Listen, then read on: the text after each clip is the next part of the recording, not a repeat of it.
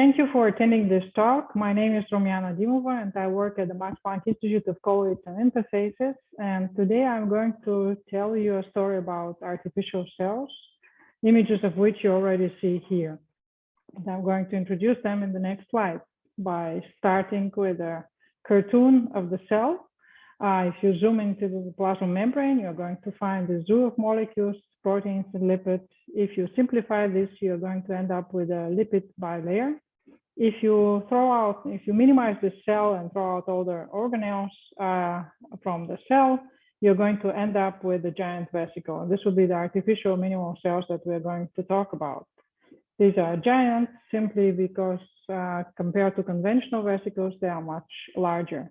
The nice thing about giant vesicles is that they can be viewed directly under the microscope, and they reflect the response of the membrane to various perturbations on a cell size scale. There are no issues with curvature as in conventional vesicles. And in addition, they represent an excellent biomimetic compartment. We can make these vesicles out of lipids directly, but you can also force the cell to make you a giant vesicle. They're also called bleb or giant plasma membrane vesicles, and they have the exact composition of the membrane as that of the plasma membrane. You can harvest them, and if you examine the mechanical properties of these blebs, you are going to find out that they're very similar to that of lipid membrane, suggesting that the underlying mechanics of the plasma membrane is defined by the lipid membrane. So you can use giant lamellar vesicles, so GUVs, to study a lot of things. And what we do in our group is that we're interested in the membrane morphology to understand the shape of different organelles. Why are membranes shaped in tubular structures or system-like structures, or are flat?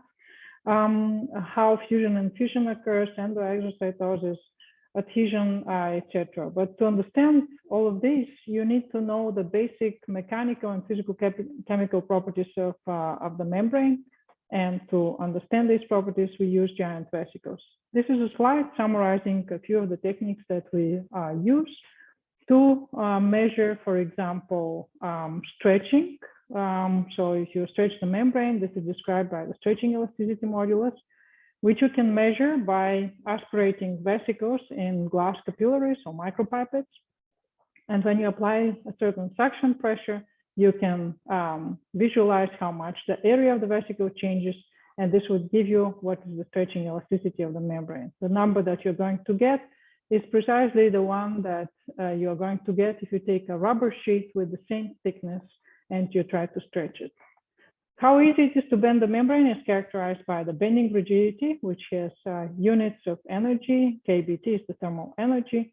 And this bending rigidity is of the order of 20 kBt, which should already tell you that if several water molecules hit a membrane which is relaxed, it would flex.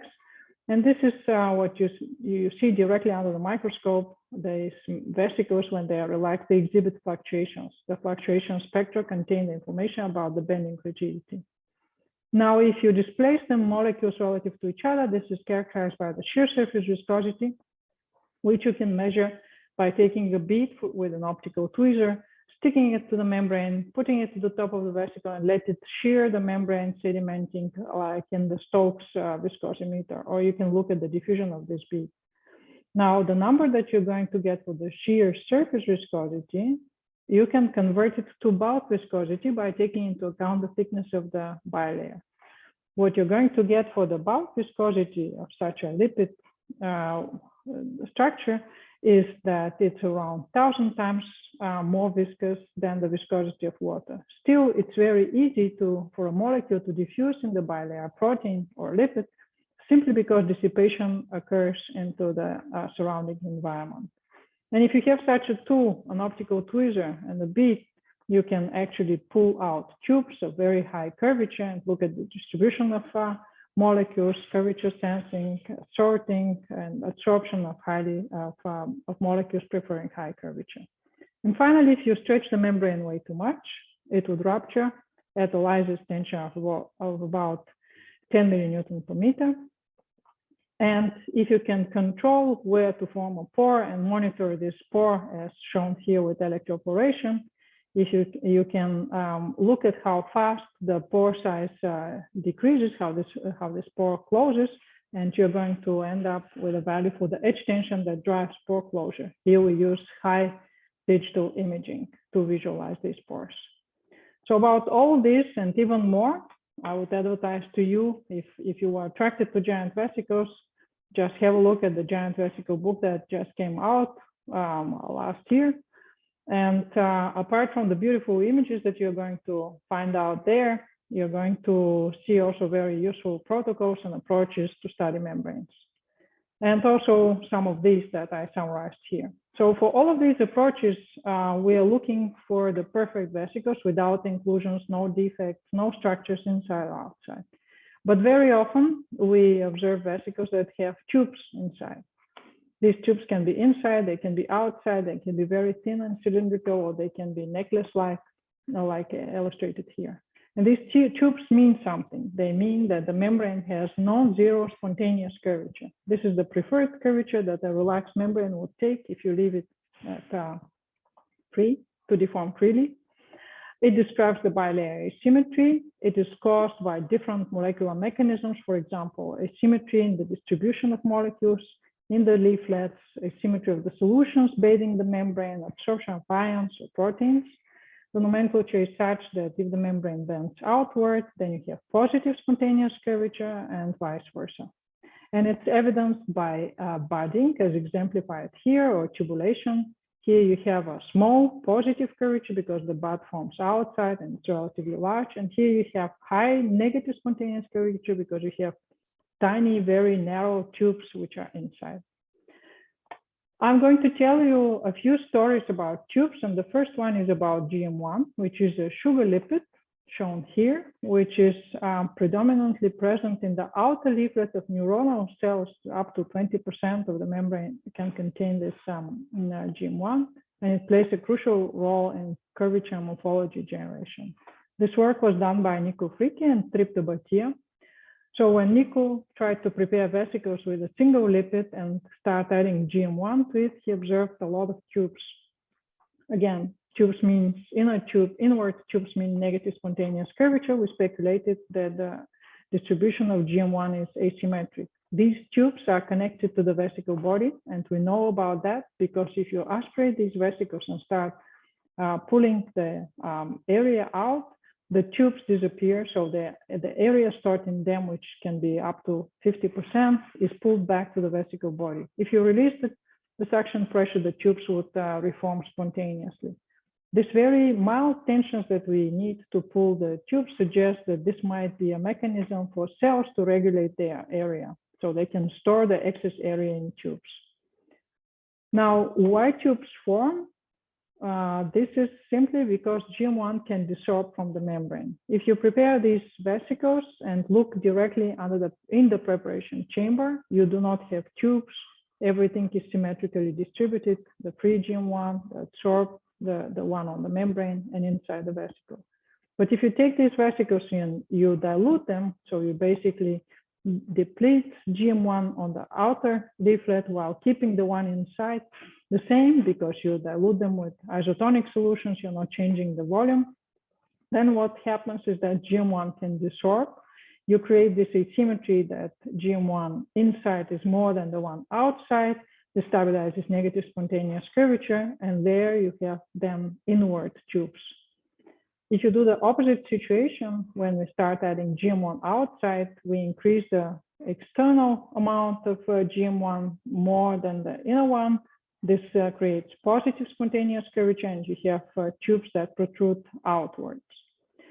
Raktim Dasgupta in our group measured the exact magnitude of this spontaneous curvature with the following assay.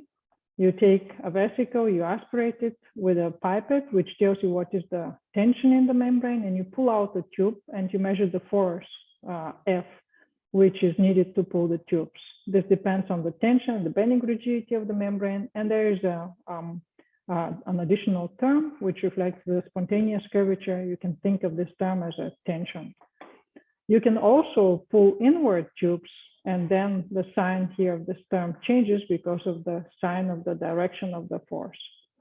So Raktim looked at vesicles, POPC vesicles doped with GM1, and plotted the force as a function of the square root of the tension. The slope of this data should give you the bending rigidity, while the intercept should give you the spontaneous curvature. If we look just at the black data, you don't have asymmetry.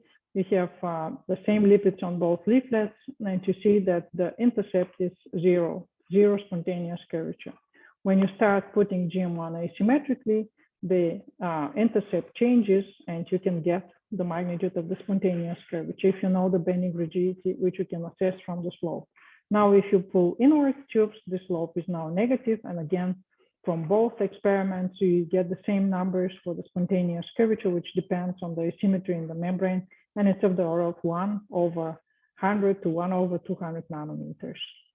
And then we started wondering, okay, so GM1 can do that. How about ions or asymmetry in the solutions across the membrane? And this was motivated by the large asymmetry that you have across the plasma membrane.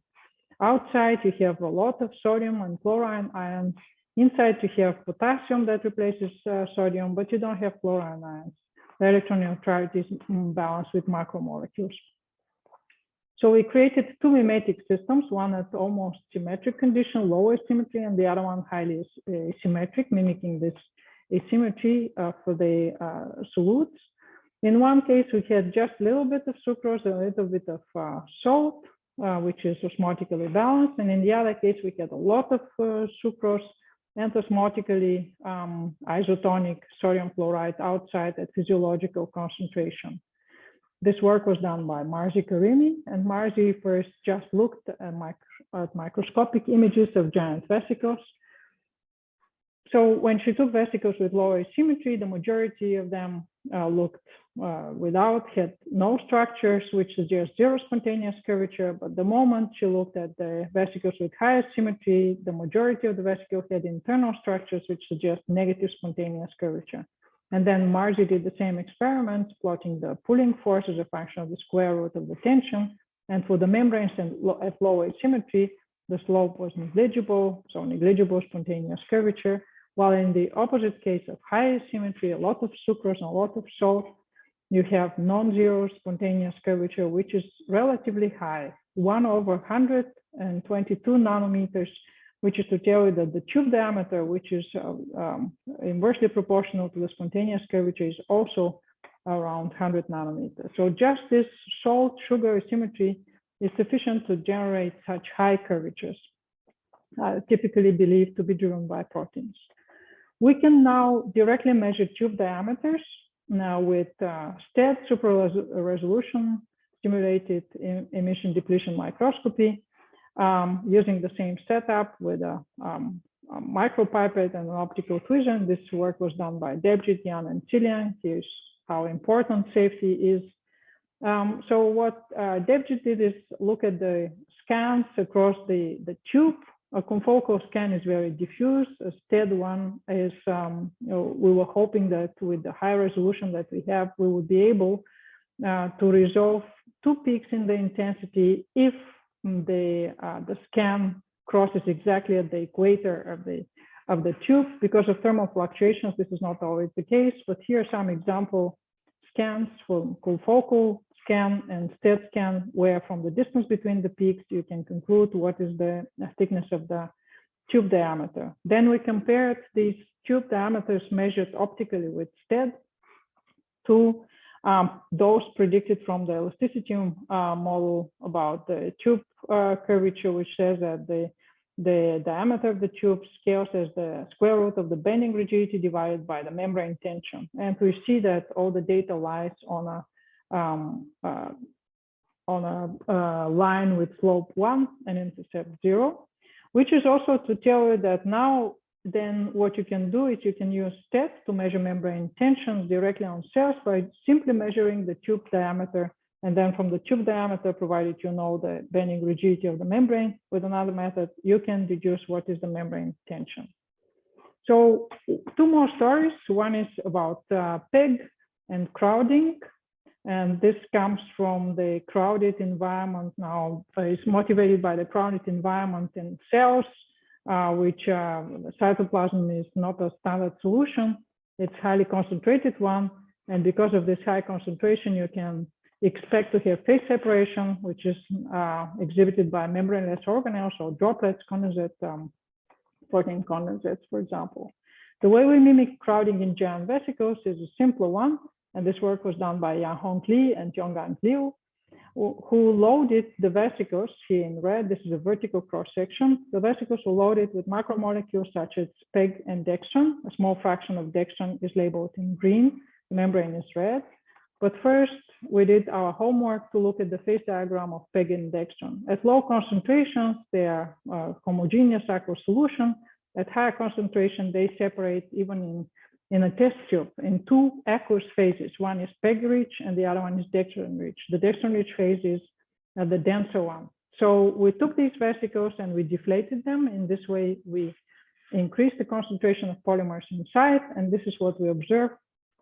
This is the dextran-rich droplet, which is heavy and sits at the bottom of the vesicle. It does not want to wet the membrane, but at a certain condition, you can observe wetting transition of the soft membrane by this fluid droplet.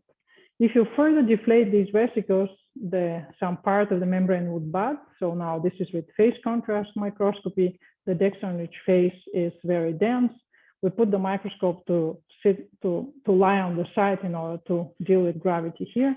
But we also, from confocal microscopy, we realized that there is a lot of membrane accumulating at the two-phase interface between the dextran-rich and the PEG-rich phase. This is understandable because this lowers the interfacial tension. But what is interesting is that this membrane is not just a folded bilayer, it's tubes. It's a spaghetti-like structure of nanotubes. This nanotubes means spontaneous curvature again. And it's a negative spontaneous curvature. The origin of the spontaneous curvature we found out from simulations is the binding of PEG to the membrane. It's a very mild and very low binding energy that drives this spontaneous curvature. Finally, one last example is for more complex membranes, and this is again with blebs. So if you add a cocktail of chemicals, so let's say if you expose the cell to NEM, which is N-ethylamylamide, or PFA, they would induce blebs, they would produce blebs. If you just expose them to this chemical NEM, these blebs are very tubulated. These are tubulated giant plasma membrane vesicles. The interesting thing about this, what Jan realized, is that if you take them, if you aspirate them with a glass capillary, the elastic response, so here we have the tension as and the relative area change that this tension would produce. So the elastic response of this tubulated giant vesicle is very similar to that of whole cells. So tubulated giant plasma membrane vesicles reproduce the superelastic response of cells. So no tubulated giant vesicles, this is GPMVs, blebs that do not have tubes, which you produce if you add a cross-linking agent like PFA. They do not exhibit this superelastic response. So we were wondering, what is it that assigns this property to the tubulated giant plasma membrane vesicles? First, we thought maybe it is the asymmetry that stabilizes these tubes. But then if you examine tubulated giant vesicles, just simple lipid vesicles, and you try to aspirate them, if they have enough area stored in tubes, they will behave just like droplets. You would not observe this behavior. They would just flow inside the pipette at one single tension, very mild tension value already here. So then we thought, okay, maybe this is the membrane composition. And indeed, this is the case. We confirmed that the membrane composition of the tubes is different from that of the outer membrane. And we demonstrated this with FLIM, fluorescence lifetime image microscopy. Here, the color of the pixel corresponds to the lifetime of the dye, which is identical dye inside and outside. And we saw already here, we see that they have different compositions. But when we start aspirating the membrane, when we apply a tension, this peak here, which reflects the composition of the outer leaflet, shifts by some amount, which suggests that the composition of this membrane is changing with tension. So it's the curvature and the membrane heterogeneity that ascribes the superelastic response which is similar also in whole cell deformation. One last thing, can we take advantage of spontaneous curvature generation to drive division? This is in direction synthetic biology if you want to reconstitute division in your system. This is how you can do that. If you take a vesicle, the shape of this vesicle is defined by the spontaneous curvature and the excess area, which is the volume to area ratio.